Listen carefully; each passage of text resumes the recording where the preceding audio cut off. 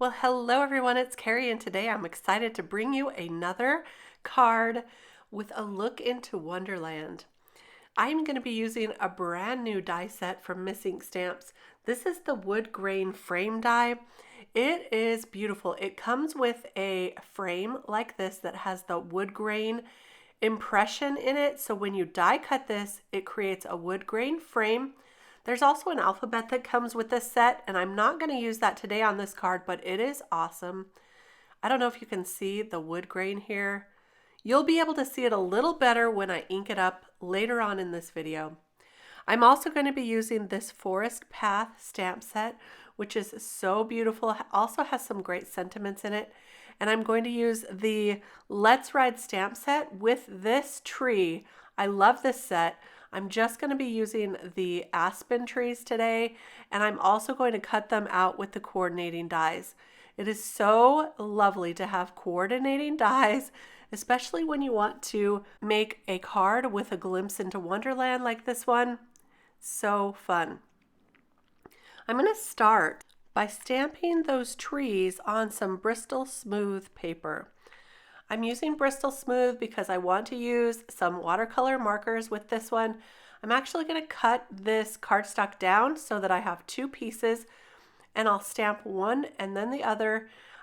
I'm going to use some VersaFine Onyx black ink and then some clear embossing powder over the top. I really like to do this when I'm using watercolor like this or even watercolor markers, because it tends to keep that watercolor right inside the different wells of the embossing powder. So this is my favorite go-to trick. I've got some Zig Clean Color Real Brush markers here, and I'm just going to take this light gray shadow color and outline the outside portions of each of these trees. Some very light coloring here today. It's hard to see in the video, but it does add quite a bit of interest on the card because it creates those shadows.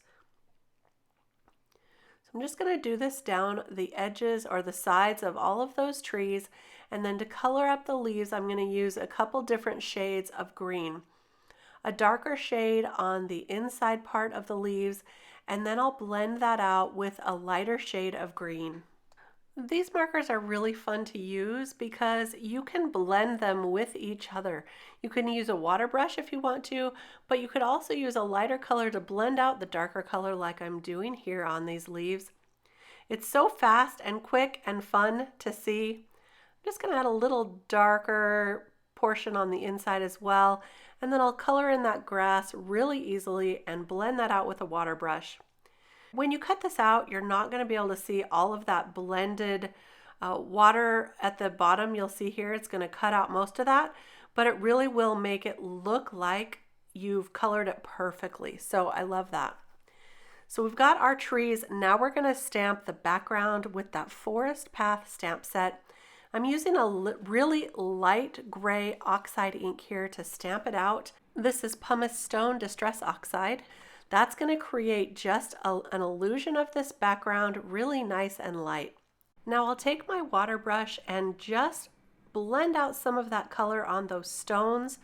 That's going to color our stones up with that same gray ink. And now to add a little color to those trees, I'm going to blend on some oxide ink in shabby shutters all over those trees. You can see I'm using a smaller brush for this, and that makes it easy to get into those small little areas. Then a little darker green oxide ink with the Rustic Wilderness ink just on the very centers of each of those trees. That's going to give it some drama.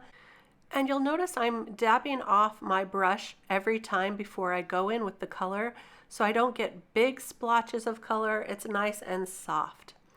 And there's the beginnings of our background. Now to add a little bit of sky, I'm using this Speckled Egg Distress ink and my bitty blending brush here to add a little bit of sky. And to give those tree trunks a little more definition, I will use a Prismacolor pencil in a light gray and color up each of the tree trunks of the background. This seems like a small step, but it really does add some more definition and drama to the background. I think it really adds a lot. So it's very simple to do as well, an easy, easy step. Now I'm going to take that same pumice stone Distress Oxide ink and color up the frame with the wood grain to it. The wood grain is starting to come out. You can really start to see the design, but that's not all. We're going to also go in with a darker green shade of Distress Oxide to really make this pop. And this is the Forest Moss color. Look at how it really does bring out those colors, bring out the wood grain, and it's going to look great with our background.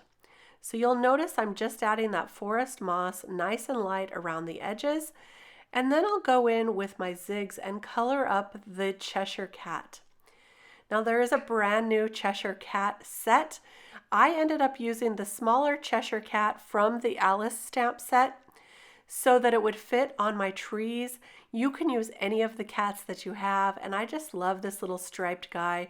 He's got a little smile and he's kind of hiding behind his tail here. He's so cute. So I've got a purple and a pink, and I'm just gonna blend those out with my water brush. This is so relaxing and fun to do, and also very, very easy. Now to add some footprints, I have the footprint stencil here, and I'm just going to add a few of them down the path so it looks like you're walking right into Wonderland. I'm just going to tape off those other ones on the sides so I don't accidentally add some where I don't want to. I'm going to use some dark purple for this with a small brush, and there's our footprints walking down the path into Wonderland. Now it's time to put this whole thing together. So I've taped that frame in place so I could place the inside part of this perfectly on the panel. And now I'm going to add some foam tape to that frame so I can pop that up for some dimension. You could easily turn this into a shaker card if you wanted. Today I just wanted that frame open so it looks like you could just jump right in and head into Wonderland. So for the aspen trees, I'm going to add some foam tape to the backs of those as well, cutting it down so they're small enough to fit on the tree trunks. Then I'll add a little bit of liquid adhesive to the top and the bottom of the trees so that they're glued onto that frame. So the foam tape is just on the inside, so it's up the same amount as the frame. And I'll add that to both sides there. So look at that, it's going to create our focal piece right there, which is the pathway back to Wonderland. And there's the Cheshire Cat, he's ready to greet you. I've stamped a sentiment here that says, think of it as an adventure. And I stamped that and then backed that with some purple cardstock to match the cat. And then I'll just glue him right to that tree right there. And the last thing is just adding some enamel dots. I happen to have the perfect light purple enamel dots here that I'm going to add. You could also use sequins or gems or whatever you want, but I thought these finished it off perfectly. And it's like there's always something to see when you're in Wonderland, right? Things peeking out from behind the trees. So here is the last step, and that is, of course, to add a little glitter to those trees because this is a magical land, and I think magical lands deserve a little glitter on their trees. So I'm just adding a small amount, not very much at all, and I'm just going to kind of blend that out a little with the nozzle. And here is a look at our magical card, the picture frame into Wonderland. I hope you really enjoyed this project today. I had such a great time creating this. As always, I will link all of the products below if you want to go take a look. Don't forget to give this video a thumbs up if you enjoyed it and subscribe to the channel. We hope to see you again real soon. Bye-bye.